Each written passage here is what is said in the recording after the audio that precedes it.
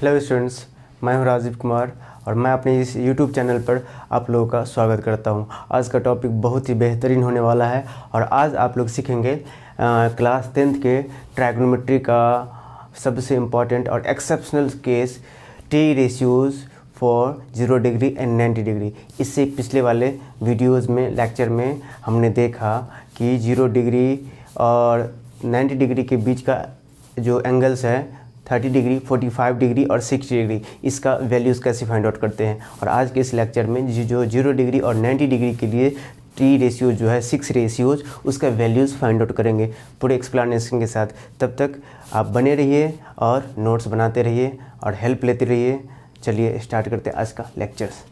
आज पढ़ने वाले हैं T ratios of 0 degree and 90 degree. That's why that is, इसको हिंदी में क्या बोलते हैं, 0 डिग्री एवं 90 डिग्री के त्रिकोणमितीय अनुपात। ये हिंदी मीडियम वालों के लिए है, थोड़ा सा हिंदी उसके लिए हेल्पफुल हो जाए। और या इसी को ट्रायगोनोमेट्रिक रेशियोज़ बोलते हैं, शॉर्ट में टी रेशियोज़ लिखते हैं। और ये हम पहले हम 0 डिग्री के लिए क्या करेंगे, टी रेशियोज़ को डिफाइन करेंगे। तो सबसे पहले एक ट्रायंगल को कंसीडर कर लेते हैं। और ट्रायंगल को कंसीडर करने का मतलब है कि हम एक्यूट एंगल को कंसीडर कर रहे हैं। ट्रायंगल, राइट एंगल ट्रायंगल में कौन सा एंगल को कंसीडर कर रहे हैं, एक्यूट एंगल। तो यहाँ पे लेट दिस इज थीटा, और ये थीटा हमको 0 डिग्री बनाना है। तो थीटा 0 डिग्री कब बनेगा गाइस, जब थीटा 0 डिग्री कब बनेगा, थीटा 0 डिग्री कब बनेगा, जब ये आपका ये हाइपोटेनियस धीरे धीरे स्लाइटली धीरे टेंड करेगा किधर, इधर की ओर, इस बेस की तरफ। दैट इज़ ये पॉइंट इसके तरफ टेंड करेगा। मान लेते ए बी और ये सी, ये ट्रायंगल है। जब ये ए पॉइंट धीरे धीरे टेंड करेगा बी की तरफ, मतलब ये ए सी, जब ए पॉइंट टेंड करेगा पॉइंट बी की तरफ, मतलब ए पॉइंट बी की तरफ बढ़ता जाएगा। तो मान लो ए खिसक के यहाँ आया, स्लाइड करके यहाँ आया, तो ये यहाँ आ गया।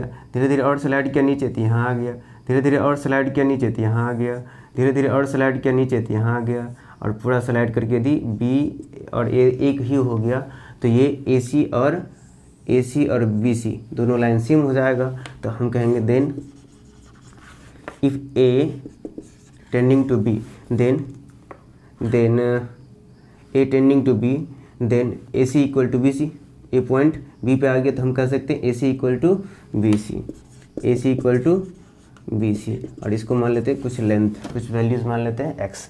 एंड जब ये ए बी पे आ जाता है तो ये हाइट क्या हो जाता है, धीरे हाइट रिड्यूस होने लगता है। यहाँ से यहाँ आया हाइट इतना, यहाँ से यहाँ आया हाइट इतना, यहाँ से हाइट यहाँ आया पॉइंट ए तो हाइट इतना, और यहाँ से यहाँ आया तो हाइट इतना, और यहाँ से यहाँ आया तो हाइट 0। तो ये हाइट क्या लेंगे, यानी हाइट बोले तो ये परपेंडिकुलर इस थीटा के सामने वाला परपेंडिकुलर ए बी क्या हो जाएगा 0। इस तरह से थीटा 0 डिग्री होगा तो ये सारा कंडीशन होगा। ए पॉइंट बी के कोइंसाइड हो जाएगा, मतलब ए पॉइंट जो है यहाँ पे ए पॉइंट जो होगा बी के कोइंसाइड हो जाएगा। और जिससे हम इस तरह इसको दिखा सकते हैं कि ए और बी कोइंसाइड हो जाने के कारण ये हाइट रिड्यूस होकर के ये हाइट ये परपेंडिकुलर, इस थीटा के लिए परपेंडिकुलर, इस थीटा के लिए लंब, ये कम होकर के घट करके रिड्यूस होकर के क्या हो जाएगा 0 हो जाएगा। और ए और बी एक ही पॉइंट है, इसलिए ए और बी का डिस्टेंस क्या हो जाएगी 0 हो जाएगी। So guys A B equal to 0। और चूंकि ए पॉइंट बी पर आ जाने से ए सी और बी सी की लंबाई क्या हो जाएगी,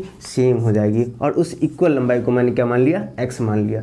अब इस तीनों वैल्यूज़ को पुट डाउन करेंगे रेशियोज़ में। चलते हैं अब रेशियो की फाइंड आउट करते हैं। जैसे साइन 0 डिग्री, थीटा क्या है 0 डिग्री, तो साइन 0 डिग्री की वैल्यू निकालना है। तो साइन थीटा इक्वल टू आपको पता है कि परपेंडिकुलर और हाइपोटेनियस का रेशियो होता है। इस तरह से साइन 0 डिग्री इक्वल टू लिखेंगे p/h। तो 0 degree equal to sine theta equal to perpendicular A B upon hypotenuse longer side A C. तो इस ए बी की वैल्यू कितना है देख लीजिए, ए बी की वैल्यू 0 है, और ए सी की वैल्यू कितना है, एक्स है। इस तरह से हम क्या कर सकते हैं कि sine 0 degree equal to 0, sine 0 degree में क्या है कि 0 और x का रेशियो आया, p/h का रेशियो निकाले 0/x, और x से 0 में डिवाइड करेंगे 0 आएगा। इस तरह से cos 0 डिग्री का निकालेंगे, तो cos 0 डिग्री का क्या हो जाएगा, बेस अपॉन हाइपोटेनियस। बेस क्या है गाइज, तो बेस है BC, और हाइपोटेनियस क्या है, यानी कर्ण क्या है, लॉन्गर साइड, ये बेस हो गया, और ये हाइपोटेनियस कर्ण है।